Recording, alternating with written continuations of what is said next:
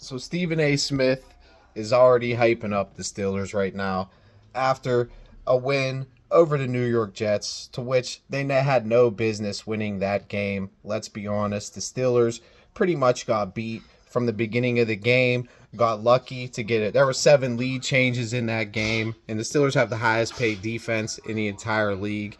A lot of fans didn't want Aaron Rodgers with the Pittsburgh Steelers, and he basically came out and won that game along with Chris Boswell, and Stephen A is already hyping up this team as a legitimate contender. The only way this team is going to be a legitimate contender is if the defense plays up to its pay grade.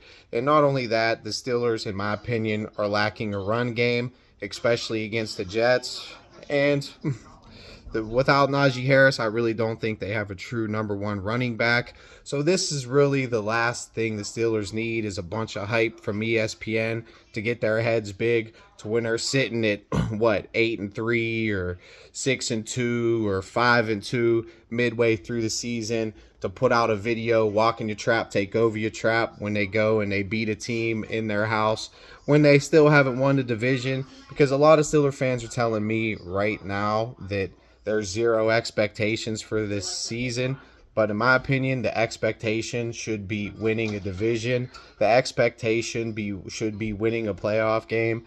And if they can't do that, and the way this defense is playing, and the way the offensive line's playing, and the way the run game looked the first week of the season, they might even miss the playoffs. And if the Steelers miss the playoffs with this roster that they assembled this year, I'm a big Mike Tomlin defender, but if this roster somehow misses out on the playoffs and doesn't win a playoff game, you really, really, really, really, really, as the Steelers organization and the Rooneys and Omar Khan, need to realize what the common denominator is, and that's Mike Tomlin. And if they cannot get it done and the defense doesn't play better, they have no hopes of getting the playoffs, no hopes of contending in the playoffs, and no hopes of winning anything. But hey, if the defense can turn it around and live up to their pay grade, and Aaron Rodgers can go out there and get you 2 touchdowns a game, 225 yards, 70% completion percentage like he did on Sunday,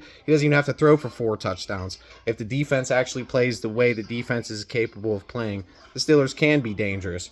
But they need to stay humble. It's a win they shouldn't have had, and now they have a home opener against a team to where they should dominate, like they should have dominated the Jets, but they were lucky to win. So I want to see a dominating performance from the Pittsburgh Steelers over the Seattle Seahawks before I'm going to hype them up. Because the way this season's looking, it's looking like it's going to be like the last 5 seasons. If you look at the first half of the schedule, very easy road for the Steelers. But if you look at the last half of the schedule, it is a murderous row of opponents. And it could be just another normal December for Mike Tomlin, to where you start off hot, you get all the hype, and then they fall off a cliff. And if you really look at the schedule, this could be one of those fall off a type cliff seasons yet again for Mike Tomlin. So like I said, if that's the case, it's time to start considering a coaching change. And there's no more excuses for Mike Tomlin.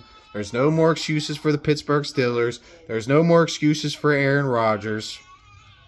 It's either you show up or you just ain't good enough. And they need to play better if they want to be good enough. And that's just the facts. You can say I'm being negative, you can say whatever, but those are just the facts.